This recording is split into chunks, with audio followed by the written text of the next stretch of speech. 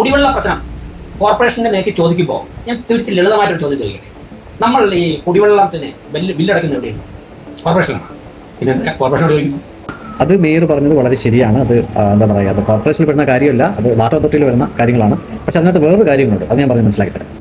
കുടിവെള്ളത്തിന് ചോദിക്കരുതെന്ന് പറയുന്നില്ല. കുടിവെള്ളത്തിന് ബില്ലടയ്ക്കുന്ന water authority അല്ലേ? അപ്പോൾ വാട്ടർ അതോറിറ്റി അല്ലേ അതിൻ്റെ അതോറിറ്റി? തിരുവനന്തപുരത്ത് ജനങ്ങൾ നേരിടുന്ന ഏറ്റവും വലിയൊരു പ്രശ്നമാണെന്ന് കുടിവെള്ള പ്രശ്നം.